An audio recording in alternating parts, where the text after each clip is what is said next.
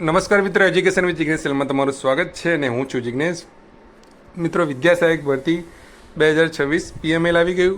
એના ઉપર આપણે 2 વિડીયો પણ બનાવ્યા અને તમે બધા લોકોએ ઘણા બધા પ્રશ્નો પૂછ્યા કોમેન્ટમાં અને તમામ લગભગ મોટાભાગના પ્રશ્નોના જવાબ તમને મેં કોમેન્ટમાં આપ્યા છે.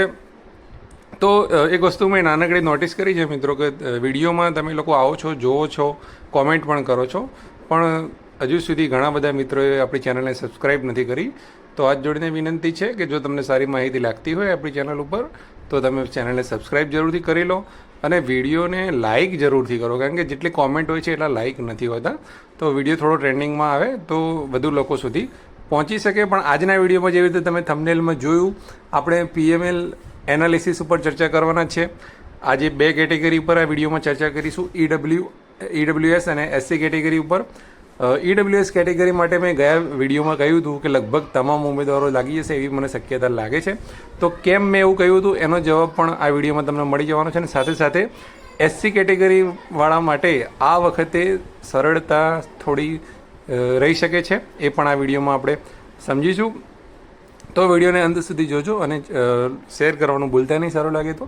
એનાલિસિસ જે છે આપણે આડેધડ નથી કરેલું, પીએમએલ જે છે આખું ફાઇલનો મેં અભ્યાસ કરી અને પછી મેં કરેલું છે. તો ચલો હું તમને લઈ જાઉં મારા મોબાઈલની સ્ક્રીન પર. તો મિત્રો, સૌથી પહેલાં ઈડબ્લ્યુએસની જે રીતે મેં વાત કરી તો અહીંયા તમે જોઈ શકો છો TET 1 PML analysis EWS category. અંદાજિત જગ્યાઓ જે છે, જો તમે ઈડબ્લ્યુએસ કેટેગરીમાં કોઈ જગ્યાઓ કપાતી નથી, બરાબર છે, અને આ ભરતીમાં પણ જગ્યા કપાશે નહીં. તો ઓછામાં ઓછી 1100 જગ્યા તો 11,000 પ્રમાણે આવવાની જ છે. તો પણ આપણે 1,000 જગ્યાઓ માની લઈએ છીએ કે 1,000 જગ્યાઓ તો આવશે, બરાબર છે. એ પ્રમાણે જે છે એનાલિસિસ તમને હું અહીંયા પૂરું પાડું છું. અહીંયા તમે જોઈ શકો છો કે મેરિટ રેન્જ, પછી ઉમેદવારોની સંખ્યા અને આ રેન્જમાં છેલ્લો મેરિટ નંબર કયો છે એ પ્રમાણે મેં જે છે એનાલિસિસ આખું કરેલું છે. તો મેરિટની રેન્જ જે છે એટલે કે 75+ મેરિટ હોય એવા અહીંયા ખાલી કોઈ જનરલ મેરિટ મેં નથી લીધું, કેટેગરીના મેરિટ નંબર જ લીધા છે, એ ધ્યાનમાં રાખજો. તો 75થી ઉપર મેરિટ હોય એવા 54 ઉમેદવારો ઈડબ્લ્યુએસ કેટેગરીમાં છે. પછી 73થી 75ની વચ્ચે મેરિટ હોય એવા 78 ઉમેદવાર છે. ત્યાં સુધીમાં અહીંયા છેલ્લો મેરિટ નંબર જે છે 132 આવે છે. પછી 72થી લઈને 73ની વચ્ચે 54 ઉમેદવારો છે અને કુલ ઉમેદવારો અહીંયા સુધીમાં 186 થાય છે. એટલે કે છેલ્લો મેરિટ નંબર અહીંયા સુધીમાં 186 બને છે ઈડબ્લ્યુએસ કેટેગરીનો. સેફ ક્યાં સુધી છે હું તમને કહી દઈશ. 70થી 72ની વચ્ચે આવે છે 217 ઉમેદવારો. અહીંયા સુધી કુલ ઉમેદવારો થાય છે 403.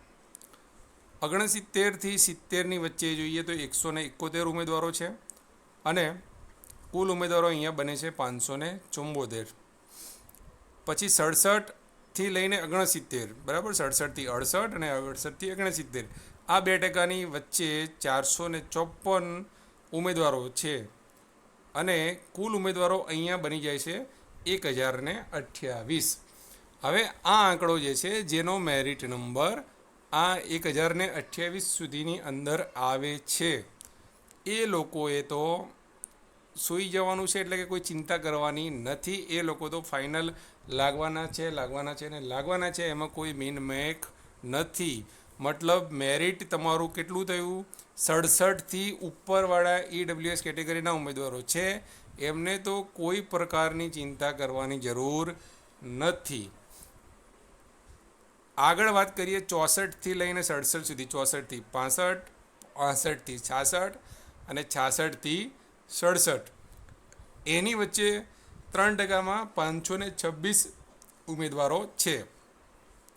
આ 526 ઉમેદવારો અને આગળના 1028 ઉમેદવારો મળાઈને 1554 ઉમેદવારો અહીંયા સુધી થાય છે, બરાબર. હવે મેં તમને અહીંયા વાત કરી અગાઉ કે ભાઈ જગ્યાઓ જે છે એ કેટલી આપણે ધારી છે? 1000 જગ્યાઓ, બરાબર. ઈડબ્લ્યુએસ કેટેગરી એવી છે કે જેની અંદર ઓપનમાં જનરલમાં લેવાવાળા ઉમેદવારો વધારે હોય છે એ ગયા વખતના મારા અનુભવથી હું કહું છું, ગયા વખતની જિલ્લા પસંદગીને મેં બહુ નજીકથી જોઈ છે, એક દિવસની અપડેટ મેં જોઈ છે, બરાબર. તો 1000 જગ્યાઓ જો આવે છે તો એની ઉપર આરામથી 500થી 600 જણા આરામથી બીજા તો લાગે ને લાગે જ, બરાબર. એટલા માટે આ 64થી ઉપર મેરિટ જેનું છે, મેરિટ નંબર 1554 સુધીના, બરાબર છે, આ લોકોની પણ લાગવાની પૂરેપૂરી શક્યતા છે જ, બરાબર છે. એટલે એવું નથી કે નહીં લાગે. 1554થી ઉપરવાળા જે છે પૂરેપૂરી શક્યતા છે જ. હવે વાત કરીએ આપણે 61થી 64માં, 61થી 62, 62થી 63 અને 63થી 64. આની અંદર માત્ર 209 ઉમેદવારો છે, જેઓનો લાસ્ટ નંબર આવે છે 1763. અને 61થી લઈને નીચેના ઉમેદવારો જે છે, જે ઓછામાં ઓછો મેરિટ નંબર જે છે ઉમેદવારનો, મેરિટ જે છે 43થી 61 મેરિટમાં, એમાં જે છે એ 56 ઉમેદવારો છે. તો આ 209 અને આ 56, બરાબર છે, 209 અને 256 એમ કરીને 265 ઉમેદવારો થયા. OEWS કેટેગરીના છેલ્લા 265 ઉમેદવારો જે રહ્યા એમના માટે જે છે એ લાગશે ખરા, એ મારું માનવું છે. છતાં એમને થોડી લટકતી તલવાર આપણે કહી શકીએ છીએ. મેં તમને ગઈ વખતે કીધું હતું કે તમામ ઉમેદવારો લાગી જશે, એ મારા એનાલિસિસ પ્રમાણે મને લાગ્યું. અહીંયા હવે મેં 1 by 1 મેરિટની સાથે, મેરિટ ઉમેદવારો તો ખરા જ, પણ કયા રેન્જ સુધીમાં આવે છે, બરાબર, એનો અભ્યાસ અહીંયા આપણે થોડો કર્યો છે. તો તમને ખબર પડી જશે કે ક્યાં સુધી તમે સેફ છો, બરાબર છે. 64થી ઉપર જેનું મેરિટ છે EWSમાં, એને કોઈ પણ પ્રકારની ચિંતા કરવાની જરૂર નથી. હવે આ 43થી લઈને 64 મેરિટના જે ઉમેદવારો રહ્યા એમને મેરિટ લાગી જશે તો ખરું જ, બરાબર છે. મને લાગે છે 100% કે લાગી જ જવાનું છે. પણ કદાચ ઇન કેસ એવું કંઈ બની જાય છે કે જનરલના જે EWSના ઉમેદવારોની ઉંમરના કારણે કદાચ જો EWSમાં જ વધારે પડતું લેવું પડે તો કદાચ પ્રશ્ન થાય. બાકી લાગી જશે એની આપણે પૂરેપૂરી વાત તમને કરીએ છીએ. મિત્રો, હવે વાત કરીશું SC કેટેગરીની. તો SC કેટેગરીમાં આમ જોવા જઈએ તો 60% પ્રમાણે આપણને 770 જેવી જગ્યાઓ જે છે એ મળવાપાત્ર છે.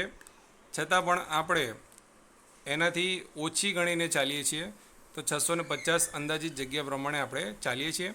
મેરિટ રેન્જ જે છે મેં નહીં છે તમને વાત કરી લઉં તો 72થી વધારે મેરિટ હોય એવા SC કેટેગરીમાં 52 ઉમેદવારો છે, જે એકદમ સેફ ઝોનમાં છે.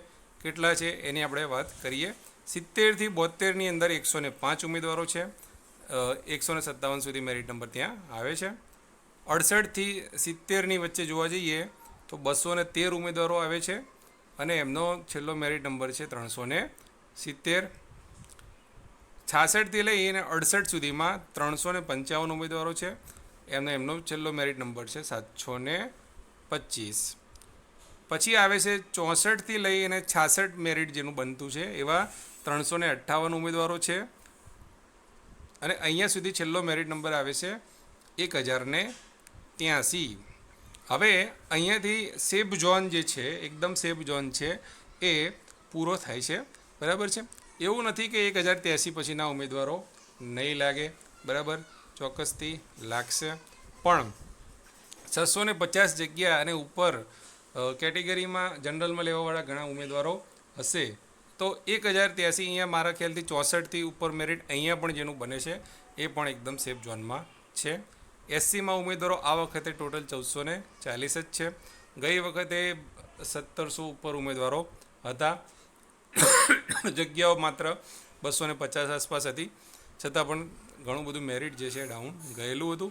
પણ જે પેલો જનરલનો ઇસ્યુ આપણો હતો ઉંમરનો એના કારણે લોકો કેટેગરીમાં જતા હોય છે. 61થી 64માં 268 ઉમેદવારો છે અને 1351 સુધીનો કેટેગરીનો મેરિટ નંબર છે. મારા ખ્યાલથી અહીંયા 61થી ઉપરના મેરિટ નંબરવાળા તમામ ઉમેદવારો જે છે SC કેટેગરીમાં આ વખતે લાગી જશે એવી પૂરેપૂરી શક્યતા લાગે છે. આ 54થી 61માં જે 89 ઉમેદવારો જે રહ્યા એમાં 1440મો છેલ્લો મેરિટ નંબર આવે છે. એ ઉમેદવારોનું થોડું પ્લસ માઇનસ થઈ શકે એવું લાગી રહ્યું છે. પણ મોટાભાગના ઉમેદવારો જે છે સેફ છે.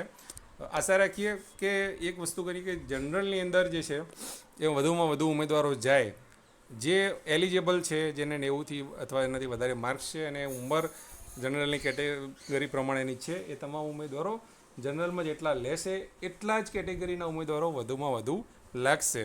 એનાથી જનરલની કેટેગરીના ઉમેદવારોને માત્ર ઉપરની કેટેગરીના ઉમેદવારોને કોઈ નુકસાન નથી, કારણ કે ઉપરની જગ્યાઓ ખાલી પડી રહે એના કરતાં કોઈ ઉમેદવારોને નોકરી મળે એ સારું કહેવાય. તો આ બે કેટેગરીની વાત આપણે આ વિડીયોમાં કરી તમને.